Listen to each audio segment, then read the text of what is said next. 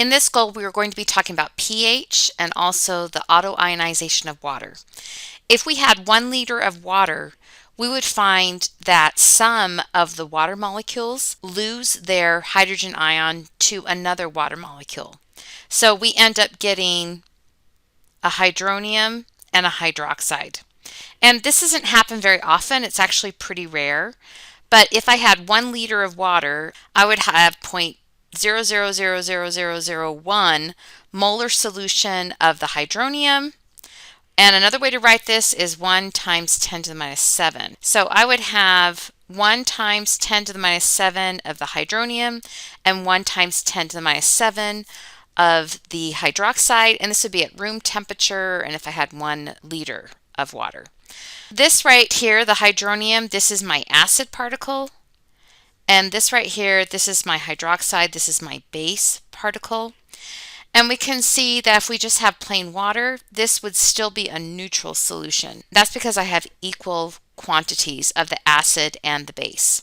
Now notice that this is at equilibrium, so I have the double arrows going forward and reverse. Let's think of Le Chatelier's principle.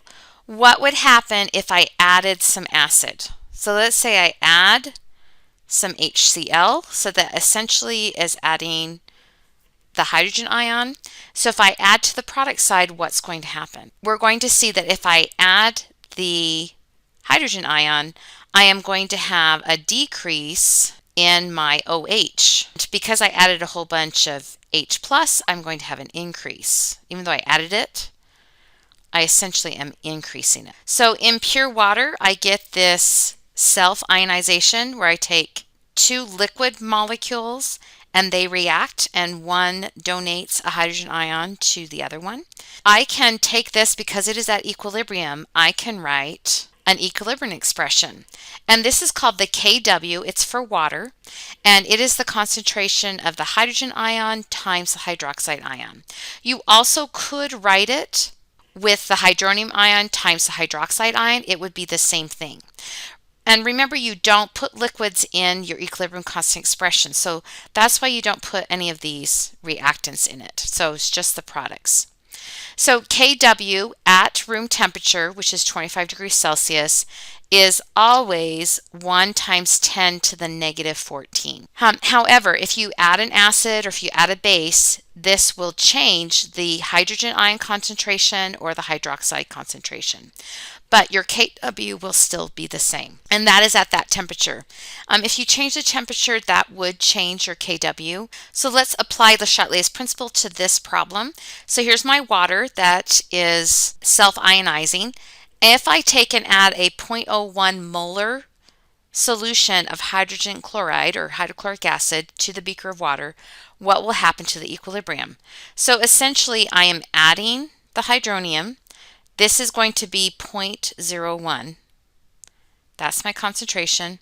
Another way to describe 0.01 is 1 times 10 to the minus 2. If this is 1 times 10 to the minus 2, I know that it has to equal my Kw, which is 1 times 10 to the minus 14.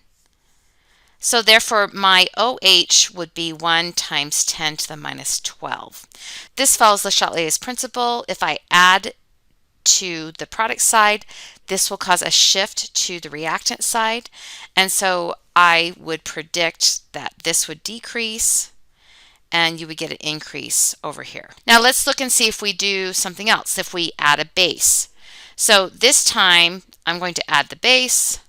So I would predict that my hydronium ion would decrease and this would drive the reaction towards the other side. I would have an increase in those waters. And again, my Kw is going to be the same. And it says my NaOH is going to be a 1 times 10 to the minus 3. So then I know what the hydronium or the hydrogen ion is going to be. It's going to be 1 times 10 to the minus 11. And that's just solving for this problem because these two numbers here, when I multiply them, have to equal 1 times 10 to the minus 14. Now when we're looking at the concentration of our hydrogen ion, these are really small numbers. Because they're really small numbers, we can make mistakes. The pH scale was developed to simplify things, and it represents the power of the hydrogen, so the pH, and it indicates how acidic that solution is. Our pH scale can be generally between 0 and a 14. It is possible to have a negative pH, so that'd be something that's very, very acidic, and it is possible to have a pH over 14. 7 is neutral, and then if it is less than 7, then it's going to be acidic. If it is larger than 7, then it's going to be basic. The formula for pH, and this is on your data sheet, pH is equal to the negative log of that hydrogen ion. So in pure water, the hydrogen ion is 1 times 10 to the minus 7. So when I take the log of it and then multiply it by a minus, I get 7. So pure water has a pH of 7, and this is exactly neutral. So it's neither acidic nor is it basic. So if my hydrogen ion is 1 times 10 to the minus 7, that means my hydroxide ion will be 1 times 10 to the minus 7. Because remember, the hydrogen times the hydroxide must equal 1 times 10 to the minus 14. If I have a 1 times 10 to the minus 1, this would mean that I have really a lot of hydrogen and only a tiny bit of hydroxide. My OH would be 1 times 10 to the minus 13. The pH scale is always going to measure that hydrogen ion, the H+. If you have more H+, you're going to have less OH-. If you have more OH-, you're going to have less H+. So let's look at a very basic solution. My hydrogen ion would be 1 times 10 to the minus 13. So that means that my hydroxide ion would be 1 times 10 to the minus 1. So you can see I'm going to have more hydroxide in a basic solution. One thing that you need to know, it's kind of opposite. As the pH value goes up, your hydrogen ion concentration goes down. And let's just do a little math review what log means. So 10 is 1 times 10, or 1 times 10 to the 1. 100 would be 1 times 10 to the 2, and 1,000 would be 1 times 10 to the 3. You use the log button to tell how many tens you have. The log of 10 would be 1, log of 100 would be 2, because I have two 10 times 10s, and a log of 1,000 would be 3. A log of 2,000 we would anticipate would be a little bit bigger than 3, and we find that it is a 3.3. So let's look at when we have fractions. So we can count how many 1/10ths we have. So the log of 0.1 would be 1 times 1 over 10, or a minus 1. And so that's why in the formula we multiply it by a negative. A log of 1/100th would be a 2. A log of 1,000th would be a 3. And a log of 0.002, that would be in between a minus 2 and a minus 3. And of course we multiply by a negative to get rid of it. So using this log formula, we are just counting how many 1/10ths we have, and it is supposed to simplify things. So some of these numbers we can do in our heads, and some we would need a calculator. On your multiple choice portion of the AP chemistry test, there is no calculator, so you should be able to estimate what that pH would be. And they tell us that they will use simple numbers. So let's look at this first one. Find the pH of each of these numbers, and again our formula is pH is equal to the negative log of the concentration of the hydrogen ion. So if my hydrogen ion is 1 times 10 to the minus 8, then I know that my pH is an 8. When we get a number that we can't estimate, I know that it's going to be around 8, and because it's a little bit more, so it's a 1.2, then I would guess that it is going to be less than 8. If I can use a calculator, I can just put the number in, and I find out that it is a 7.92. So it is a little bit lower than 8. Looking at the next one, I see that my exponent is minus 11. So I would estimate that my pH is going to be less than 11, so maybe in the 10 range. If you actually use a calculator, I get a 10.17. And then on the last example, so 10 to the minus 5, so I would guess that would be less than 5. And using a calculator, I would find it's 4.28. You count sig figs for the pH after the decimal. So if there's 2 sig figs in this number, then I would want to make sure that I have 2 decimal places. So on all of these, there's 2 sig figs, so that's why there's 2 decimal places to maintain that accuracy. Another important number is the pOH, and for this, the formula is very similar to the pH formula, except for you use the power of the hydroxide or the concentration of the hydroxide in your formula. Other important equations, if you take the pH and add it to the pOH, you should get 14.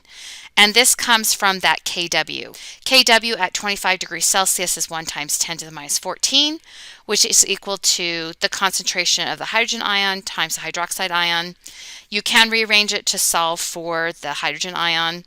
And going backwards, these last 2 equations are very important. So if you know the pH but want the concentration of the hydrogen ion, then you raise 10 to the negative pH. Or if you want the hydroxide, 10 to the negative pOH. So you should be able to do these calculations in your head if they're very simple, like this first example. So if my hydrogen ion concentration is 1 times 10 to the minus 5, then if I take the negative log of that, I'm going to get a 5. The pOH I can find by taking 14 minus 5. So I will get a 9 for my pOH. The concentration of the hydroxide ion I can take by going 10 to the negative pOH, so 10 to the minus 9, so I could write that 1 times 10 to the minus 9. You could also find the OH by using that Kw number, so I could find the OH by taking 1 times 10 to the minus 14 divided by 1 times 10 to the minus 5, and I would get the same answer. So a couple different ways that you can find that hydroxide ion concentration. So you should be able to do these types of calculations in your head. What about ugly numbers? You would have to have a calculator, but you could approximate. So for example, my hydrogen ion concentration, I see that it's a 10 to the minus 5. So I would anticipate that it would be less than 5, so in the 4 range. And when I use my calculator, I do find that it's a 4.55. So again, this is taking the negative log of the hydrogen concentration. The pOH I can take by going 14 minus 4.55, and I get 9.44.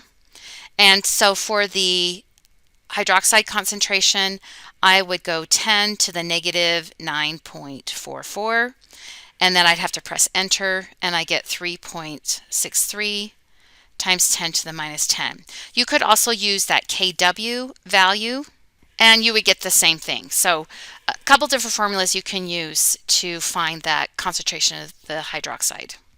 So pH is the power of the hydrogen. If pH changes from 1 to 2, what does this mean? Because we're dealing with logarithms, this would be a power of 10 change from 1 to 2. That pH of a 2, that would be 10 times less acid than a pH of 1. If your pH changes from an 8 to a 6, so that's a power of 100 change, and I would do 100 times more acid in this case. I already mentioned the sig fig rule, but here it is again. 1.0 would be 2 sig figs. When I would do the pH, I would want to count places past the decimal. Let's calculate the pH of strong acid solutions. So in a strong acid or a strong base, we're going to assume complete dissociation. And this says calculate the pH of a 1 molar hydrochloric acid solution. So step 1 is just recognizing what's there in solution. I know I'm going to have some water there. Water can dissociate a little bit by itself, but it's going to be so much less than this strong acid that I'm adding to it that really we don't have to worry about the water. And then I have my hydrogen ion and then my chloride ion, and then that's all I'm going to have, so because the acid is going to completely fall apart. So we need to calculate the concentration of the hydrogen ion. My acid starts out with a 1 molar solution, and I don't have any of these, but at the end I'm going to have 0 of this, and this will all be a 1 molar solution. Step 3, I'm going to calculate the pH. And so for the pH, I'm going to use the negative log of the hydrogen ion concentration. And when I take the negative log of 1, I get a 0. So my pH would be that, 0. So this is a very, very acidic solution. But these are the steps to what you would do for your strong acid pH. Here's some more examples of finding the pH of strong acids and bases. So this first one is HBr. It is strong. It will have 100% dissociation. So that means at the start, if I'm 2.4, at the end, I will have each of these be 2.4. So when it tells me the concentration of the solution, that is the concentration of my hydrogen ion, which is what I'm interested in to find the pH. There's my formula. I go ahead and put in my value, and I get a pH of a negative 0.38. So it is possible for your pHs to be negative, and that's because this is a very high concentrated solution. Let's do the next one. So the next one is a base, KOH. And the same thing, 100% dissociation. So if I know that I start with 2.1, then each one of these will be 2.1 at the end. And I'm interested in this OH, the hydroxide concentration. This time I'm going to find my POH, and I get a concentration of a negative 0.32. So again, this is a very strong base solution. And the last one, I have a 5.6 molar concentration hydrochloric acid solution. So this is my concentration of my hydrogen ion, and that's the one that I'm interested in. My pH is a minus 0.75, and so to find the POH, I'm going to do 14 minus a minus 0.75, and I get 14.75 as my POH. Let's do a problem where we find everything: the pH, the POH, the hydrogen ion concentration, the hydroxide ion concentration.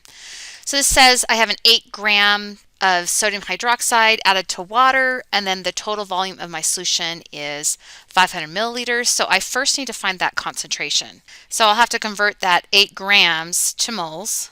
So I have 0.2 moles, and I'll put it into my molarity formula and divide it by 0.5 liters. So my final concentration of my solution will be 0.4 as my molarity, and I'm going to use that to help me find my pH. This is a strong base. So if my starting concentration is 0.4, then both of these will be 0.4, because this will completely fall apart. And I'm interested in this portion, so I can find the POH very easily from it. And I get a POH of 0.40. So my pH will be 13.6. To find my hydrogen concentration, there's a couple things I can do, but I think it's easiest just to take the negative pH. And my hydrogen concentration is 2.5 times 10 to the minus 14. You also could find that hydrogen ion concentration by taking 1 times 10 to the minus 14 divided by that concentration, that 0.4. But again, you're going to get the same answer, but a couple of different ways that you can go about getting it. Be careful with alkaline earth bases, and that's because they end up having double the hydroxide. So when I have my initial concentration and then my end concentration, I'm actually going to have 2 times the 0.01. So just watch out for that. That will affect your pH and your POH. So you just add the stoichiometry. Make sure that you put that in. So to find this pH, I'm first going to find my POH, and I get a 1.70. So my pH, I'll just subtract that from 14, and I get 12.30.